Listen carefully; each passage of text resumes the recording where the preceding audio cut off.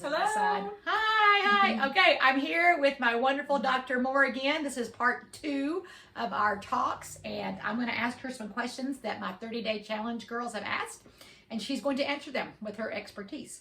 So, question number 1 is, I have one enlarged thyroid. I've had it checked and a biopsy performed. According to the doctor, I do not need medication, and the nodules are benign. I'm not sure if it hinders my health or weight loss. I do know when doing certain exercises, I feel as though I'm being choked on the enlarged thyroid side. Is there anything I can do to reduce the enlarged thyroid? Okay, that's a great question.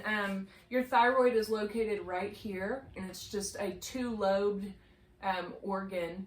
And sometimes there are nodules on it. We can see those on ultrasound usually. And for this question, I'm not sure if it was an endocrinologist or family medicine or general practitioner, but that is true that some of the nodules aren't, they're definitely not ever, the majority of them are not cancerous, but having a big thyroid does put pressure there. And if you have Hashimoto's, which means you would have antibodies attacking your own thyroid, that's a lot of times what causes the swelling. Some people have given themselves that disease by overdosing on iodine. It's kind of a big fad in the natural world to take a bunch of iodine to kind of kickstart your thyroid. Well, you can actually give yourself Hashimoto's pretty easily. Some of my worst patients as far as their thyroid function were those who went to the natural food store and were told, here, take this iodine for your thyroid. And if you're under iodinized or over, then you have thyroid problems. So it's a really delicate balance. So that could be the reason you had a big thyroid, or Graves' disease, which is similar to overdosing on iodine, which is a hyperactive thyroid. And then sometimes it goes lower after that. So it kind of depends on the cause as to whether it will shrink or not. But we know that levothyroxine given in the autoimmune thyroid issue suppresses those antibodies and it quits attacking your thyroid. So therefore the inflammation should go down.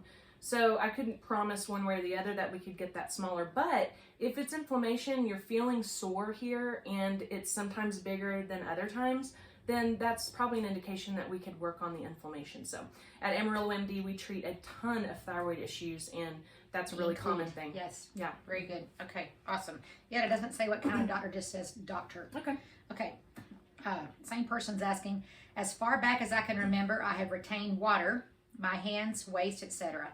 I rarely eat processed foods or anything that is chemically produced due to water retention. I eat very little salt, and when I do, it's Himalayan sea or kosher salt. Okay. I've gone for periods of time without dairy and gluten and still find I retain water. I drink water daily for a minimum of 60 ounces or more. Any suggestions on what I can do or change? Okay, that's a great question, and it's helpful to know that's from the same person, because in general, swelling does often mean your thyroid is low functioning. So, like I said last time, if you look at your tongue and you see those little ridges where your teeth sit. Everybody said they were going. Looking in the mirror, yeah. Look in the mirror when you brush your teeth and see, do you have kind of a swollen tongue? And even if it's very mild, you can see it. And so that's the swelling. But it can happen in your whole body. So you might have fluid retention because your thyroid is low. And remember also from last time, I said that a lot of doctors say that your thyroid is fine, but your TSH is a 3 or 4, which is, in my opinion, 3 or 4 times too much. Probably your TSH needs to be closer to 1. So again, I have different standards than other doctors, and I say a 1 is optimized and a 3 or 4 is probably hypothyroidism in most women. So that's just crazy, because I told you last time that for 20 something years they told me I should be higher. Yeah, and no wonder people have trouble losing weight. Yeah. For sure. Okay. Next question. This one's about melatonin. Okay. So I take melatonin. How long is too long to take it, and how many milligrams is too much? Another secondary question, also thoughts on GABA.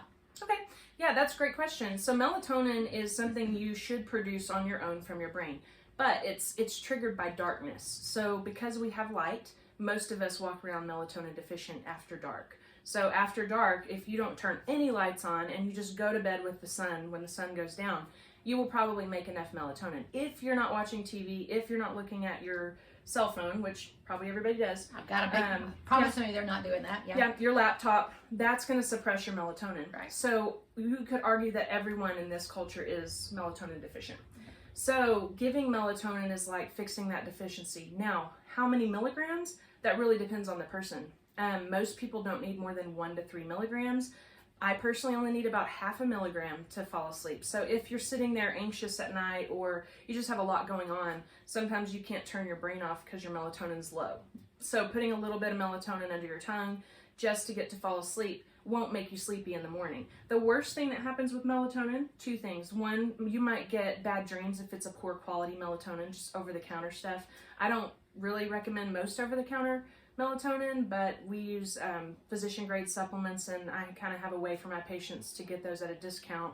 And so I prescribe that most of the time. But it's very safe. It's not something that you get addicted to. It's not like Ambien where you just, if you take it night after night, you can't sleep if you don't. That's not at all like that. There's been lots of studies on that for children using melatonin. And so think of it as I'm treating a deficiency that's keeping me awake at night. And sleep is so crucial to weight loss, to your health in general. So keep treating it if you need it, and you really can't take it for too long.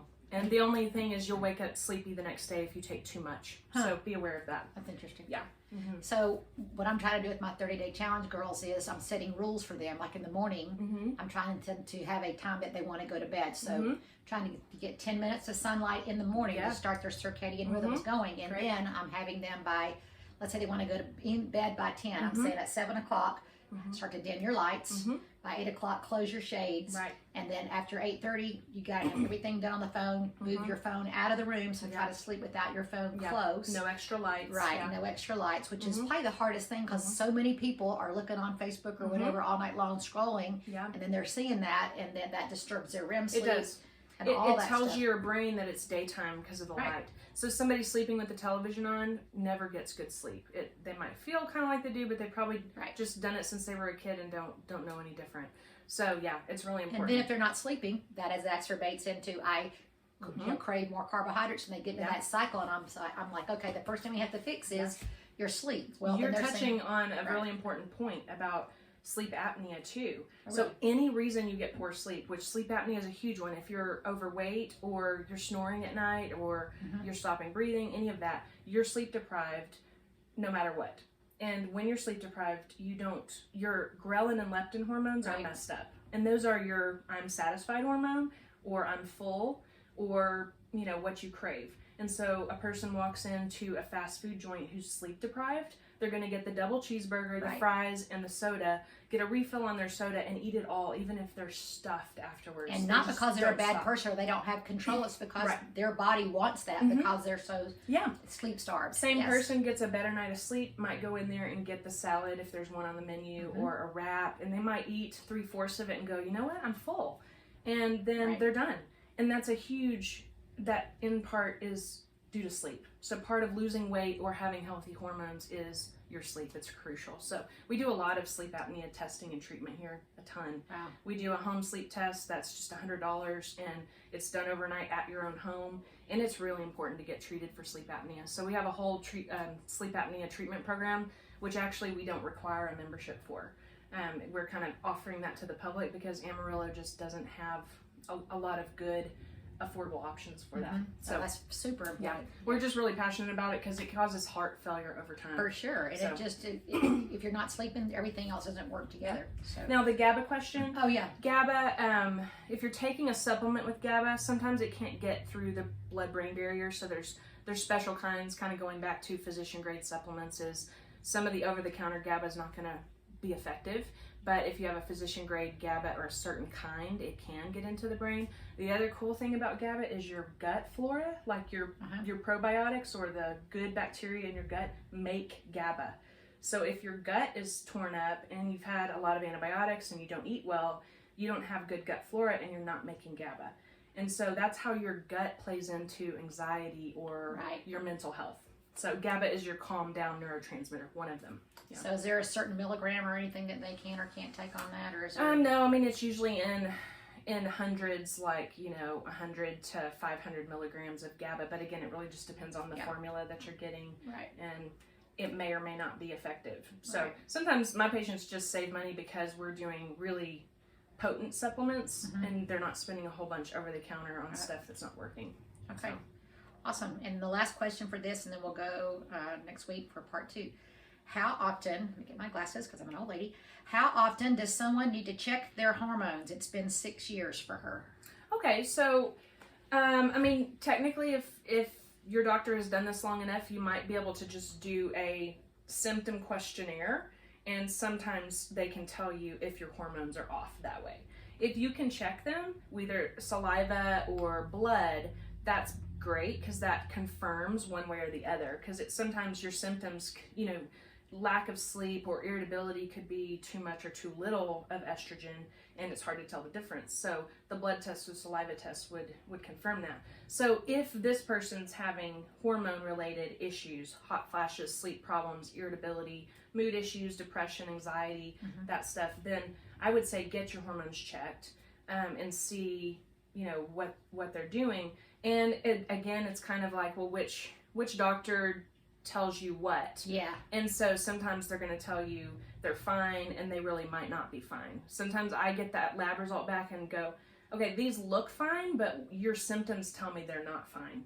And so one of the things that we do here is treat the patient, not the lab work. Okay, so you are a conglomeration of who you are, what you do, your whole lifestyle, right, and what your symptoms are, more so than you are what the lab says. So the labs can be wrong, and we can get a lot of traction by treating based on symptoms sometimes with hormones. Super important. Yeah. Okay. Well, if you guys have any more questions, y'all can contact Dr. Moore at Amarillo. AmarilloMD.com is our website, and we have a wait list right now, but if you'll get set up on that, we're working on getting those people on the wait list in quickly. So try to go ahead and get signed up on that if you're interested, and we'll try to get you taken care of. Okay. Thank you, friend. You're welcome. All right. See you next week. Okay. Awesome.